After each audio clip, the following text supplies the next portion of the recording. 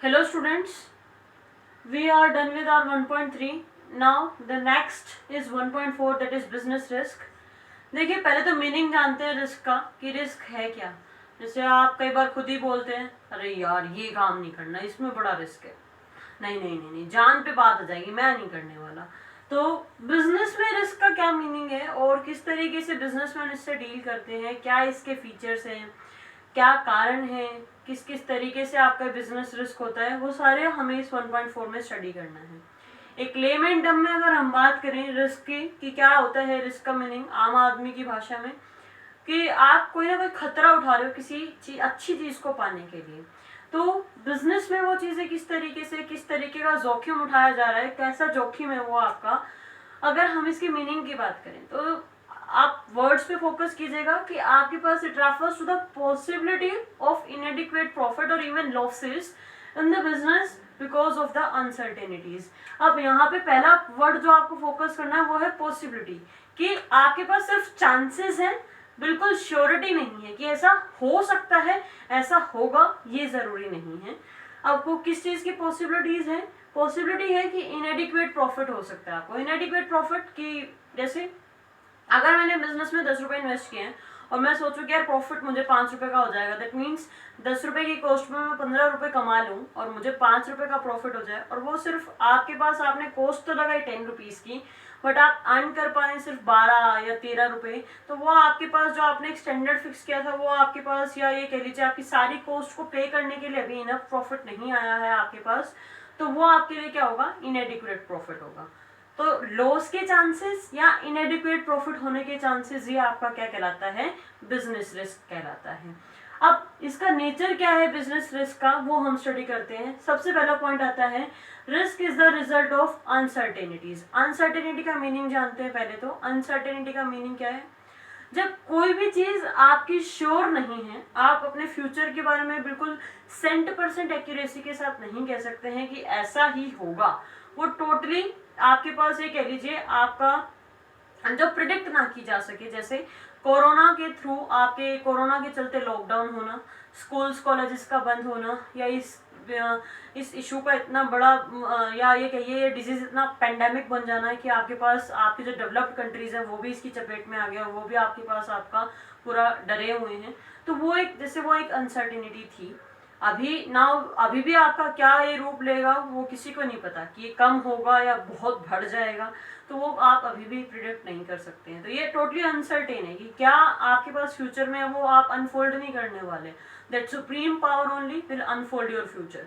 तो वो एक अनसर्टेनिटी है। तो इस तरीके से ही अचानक से कोई चीज आपके पास आ जाए तो रिस्क उन्हीं अनसर्टेनिटीज का रिजल्ट है। जैसे सबसे पहले बात करें human uncertainty. All of a sudden आपके वर्कर्स के दिमाग में आ जाए कि यार हमें तो वेजेस बढ़वानी है, प्रॉफिट अच्छा खासा कमा रहा है हमारा तो इंडस्ट्रियलिस्ट, हम स्ट्राइक पे बैठ जाते हैं, हड़ताल कर देते हैं, तालाबंदी कर देते हैं, लॉकआउट कर देते हैं, तो ये अपने आप हमारी वेजेस बढ़ाएगा। अब ह्यूमन, आपके पास जो ह्यूमन माइंड है वो टोटली अनसर्टेन है। कब क्या आपका मन होता है आपको खुद को नहीं पता होता। जैसे तो सेम वे आपके वर्कर्स कब क्या प्लान करेंगे वो आपके बिजनेसमैन को नहीं पता होता। आज शाम तक अच्छे से गए, कल सुबह आते डिमांड करते अच्छी वेजेस की, we want higher wages then. तो वो एक ह्यूमन पार्ट पे अनसर्टेनिटी है कि आपके पास आपका ह्यूमन बीइंग क्या आपके साथ चीजें करने वाला, यू नेवर नो। नेक्स्ट, हम बिजनेस में, अगर हम बिजनेस की बात करें, जैसे आप गोल्ड एंड सिल्वर ज्वेलरी में बात करते हैं तो वहाँ पे प्राइसेस फ्लक्चुएट होते रहते हैं, वो टोटली अनसर्टेन है, बढ़ रहा है घट रहा है। तो आपके पास बिजनेस में, आपके बिजनेस मार्केट में चीज़ें फ्लक्चुएट होती रहती हैं, तो वहाँ पे जो चेंज इन प्राइसेस होना है वो आपकी बिजनेस कंडीशंस अनसर्टेन है, तो उसके चलते वो चेंज इन प्राइस का रिस्क अराइज होता है कि अभी गोल्ड आपके पास कुछ रेट पे चल रहा है, कल को वो रेट गिर भी सकता है तो बढ़ भी सकता है, तो वो एक रिस्क है। नेचुरल में कैलेमिटी आना, जैसे आपने देखा था कोरोना का तो पैंडेमिक है ही है, हॉटस्पॉट बने हुए हैं आपके Gurgaon and Delhi, but earthquake कहाँ होगी। अब वो अर्थक्वेक टोटली अनसर्टेन था। बेशक से हम लोगों ने उसको मजाक में लिया कि अर्थ अपना एक प्लान कर रही है कि अच्छा सारे लोग कहाँ हैं, चलो देखते हैं इलाकर के लोग घर में हैं या नहीं है। तो सेम वे वो नेचुरल कैलेमिटीज का होना भी आपके एक बिजनेस रिस्क को राइज करता है कि आज आप अपनी इंडस्ट्री से शांति से गए हैं और शॉर्ट सर्किट हो गया, फायर हो गई या अर्थक्वेक आ गया, तो अर्थक्वेक ने पूरा तहस नहस कर दिया, डिस्ट्रॉय कर दिया सारी चीज़ों को।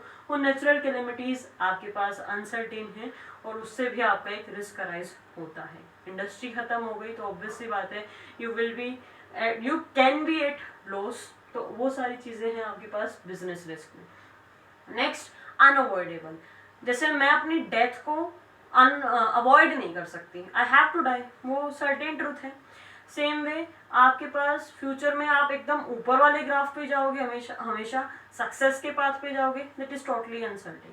और वो एक मिथ है, हम ये कहेंगे फ्लक्चुएशंस हर किसी की लाइफ में आती हैं, तो जो रिस्क है उसको आप अवॉइड नहीं कर सकते हैं, उसको सिर्फ मिनिमाइज किया जा सकता है प्रिकॉशंस लेकर के। बट आप उसको अवॉइड कर दो बिल्कुल ही, कि आप ये हो सकता है आप अपने आप को फिट रख सकते हैं, आप फेशियल वगैरह करा करके, मसाज वगैरह करा करके, अच्छी हेल्थ डाइट लेकर के आप अपनी मेंटेन रख सकते हैं बॉडी को। बट आप ये सोचे कि यार मैं तो मेरे बुढ़ापे को अवॉइड कर दूंगा, वो चीज़ कभी नहीं हो सकती है।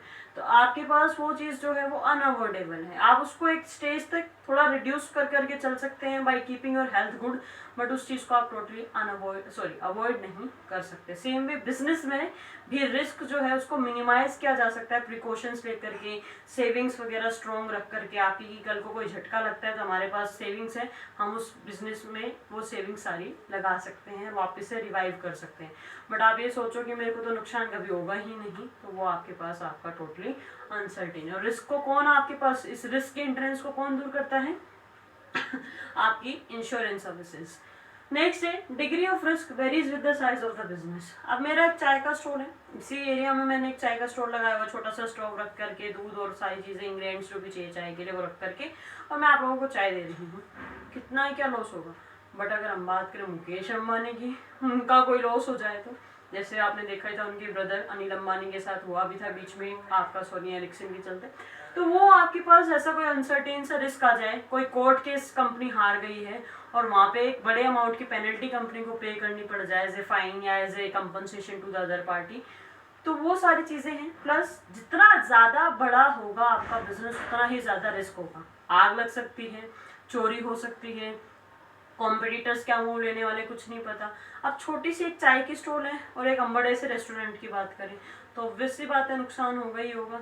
एक छोटी सी चाय की स्टॉल को अर्थ को एक खराब करे, एक पूरे होटल या रिजॉर्ट को अर्थ को एक खराब कर जाए, तो जितना ज़्यादा बड़ा बिजनेस उतना ही ज़्यादा रिस्क होगा। तो डिग्री आपकी पॉजिटिव डायरेक्शन में काम करती है।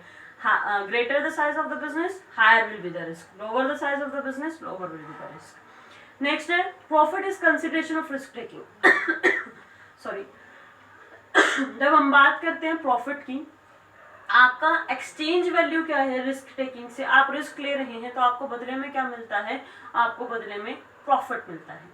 इसको हम अभी लॉकडाउन का एक एग्जांपल देते हैं, नॉन बिजनेस एग्जांपल। जैसे घर पे आप रिस्क लेके डिशेस बना रहे हैं, अब रिस्क लेके डिशेस बना रहे हैं अगर, और वो रिस्क ही तो ले रहे हैं कि बेकार बनी तो मम्मी से डांट पड़ेगी, और वो अच्छी बन गई तो वाहवाही भी मिल सकती है। तो आप एक बार के लिए रिस्क तो उठा ही रहे हैं, और वो रिस्क उठाते और अच्छी बन जाते तो आपको शाबाशी मिलती है। तो प्रॉफिट भी हो सकता है, लॉस भी हो सकता है, बट आपका वो रिस्क उठाने का कंसिडरेशन क्या है। जब तक आप कोई रिस्क उठाओगे नहीं तब तक आप कोई चीज़ें सीखोगे नहीं, आपको कुछ मिलेगा नहीं बदले में।